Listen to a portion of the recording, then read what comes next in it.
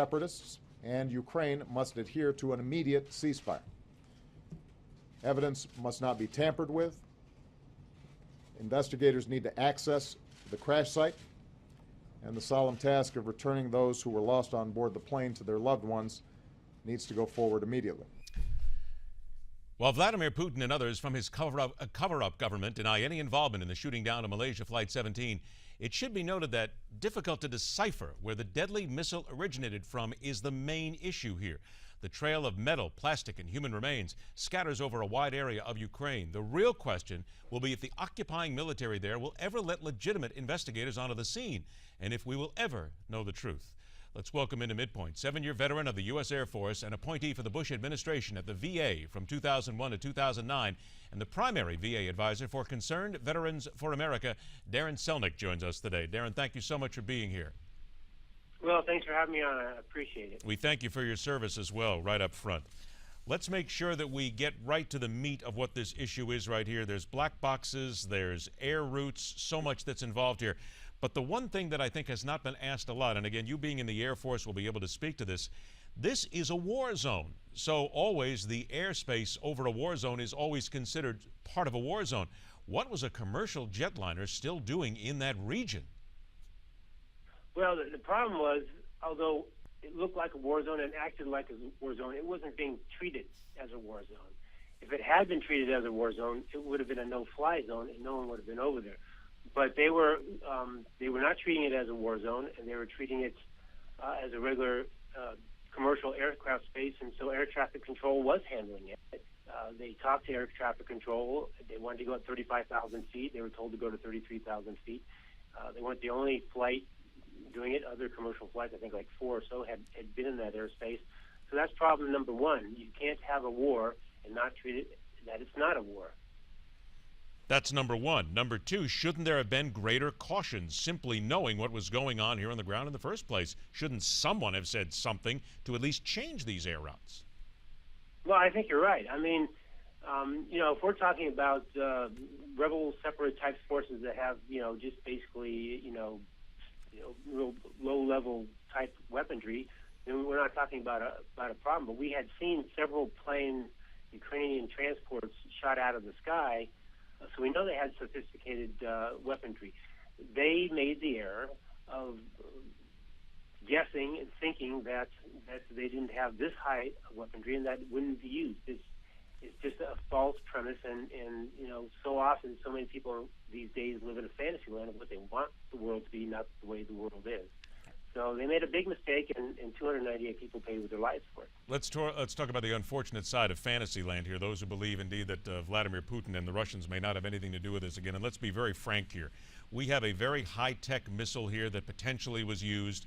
This is not something that a simple separatist or a simple terrorist or somebody would simply be able to get into, sit up on, and fire a missile. This takes training. This takes time. This also takes someone to be able to give them the weaponry here. When you put all that together, does that not speak to us, no matter how you look at it, that it still has to go to the Russians, it still has to go to them supplying and educating someone, and it still has to go back to Vladimir Putin? Well, yeah, I mean, during the fog of war, you want to make sure you get all the facts, but the evidence at this point, what we've seen, leads to that conclusion. It looks like it's an SA-11 missile-to-air, surface-to-air missile system. It takes, these are not cheap things to get, and the system, you would have to get it from Russia. Not only would you have to get it from Russia, but it's not a do-it-yourselfers type project. You're going to need sophisticated training for the actual system itself and the radar control system. So you're going to need some high-level technical advisors to train your folks. And even with well-trained folks, sometimes these errors in terms of commercial flights. I was talking to an Army friend of mine about this last night, and basically the bottom line is, no matter how well trained you are on this system, it's ultimately a human decision that makes the decision to go ahead and fire that missile. So the less well trained you are, or the less well managed you are in these systems, you're more prone to make these errors. So yeah, it definitely looks like at this point that the Russians would have had to supply it, they would have had to train them, and they would have been involved in this process. The question then goes, who made the final decision to fire the missile? Was it the separatists, or was it a Russian technical advisor? Darin, let's talk a little bit about what you just mentioned here, the human decision here. We're hearing a lot of audio tapes right now that certain groups are getting a hold of, and we're hearing what seem to be high-end Russian officials, high-end Russian military discussing this very blatantly here and talking about the fact that it may or may not have been a commercial jetliner. We also have one Russian general who was involved in putting this up on social media that they were going after jets before. What does this tell us about the soldier on the ground? Because you as a soldier certainly know soldiers take orders. Soldiers are supposed to be ready to make certain decisions, but they're supposed to be able to make the right decisions.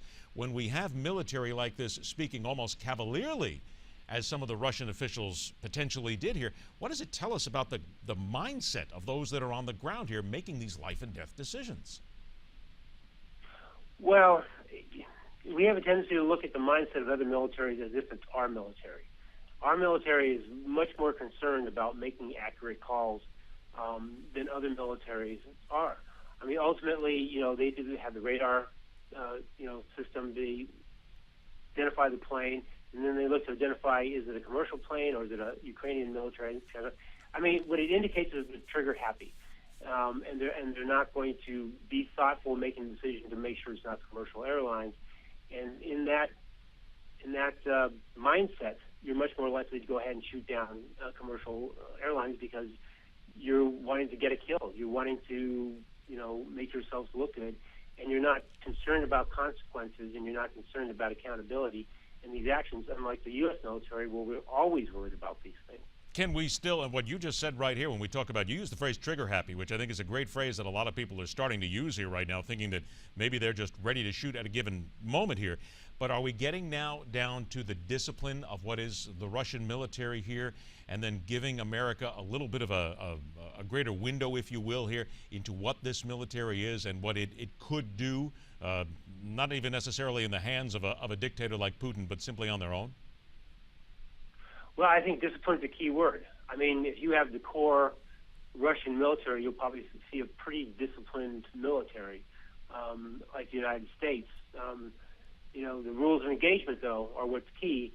But when you have separatists, even especially when they're well trained, separatists are not following the same rules.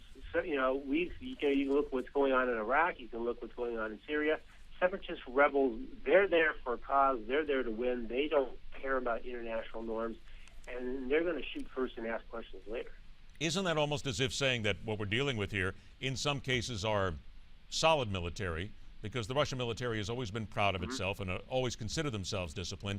But as you just pointed out, in many ways, we're dealing with amateurs who are in the field of battle and who are making life and death decisions with high-tech weapons?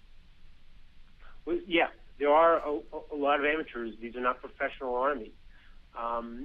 Now, they can become very skilled amateurs, but still, their thought processes as an amateur military force is not those of a professional force. It's not those of a nation state.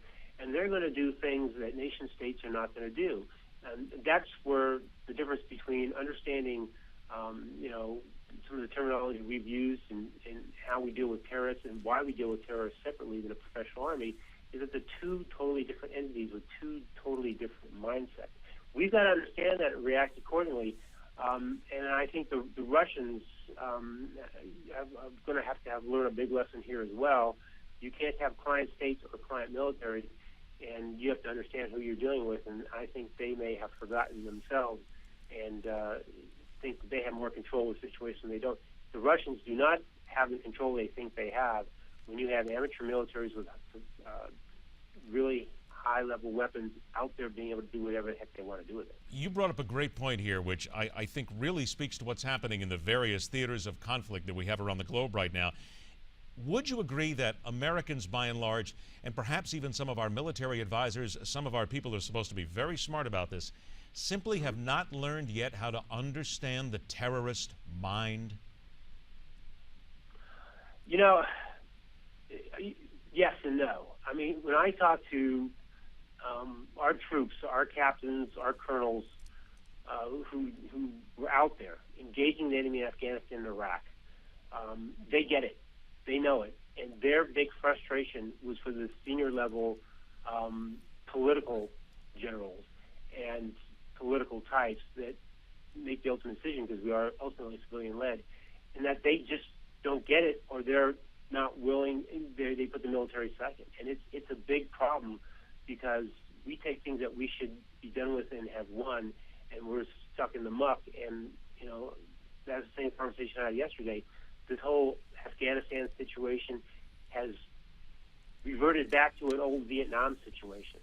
And so, yes, it's when you live in fantasy land, when you want things to be a certain way rather than willing to accept, and you're stuck in an ideology rather than basic military tactics and what the world really is, that's when you cause loss of life. That's when you lose.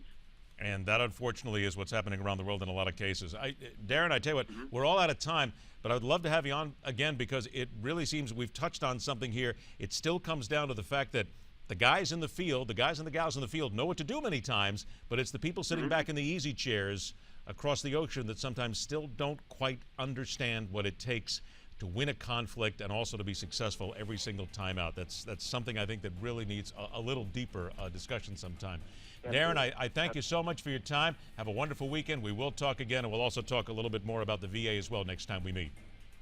All right. Thank you so much. All right, Darin, thank you very much. Darin Selnick has been there as a member of the Air Force, brings up some great points. Next up, a former member of Congress speaks the unthinkable, but what has to be an absolute for the future of the Republican Party. It's coming up next, right here on MidPoint.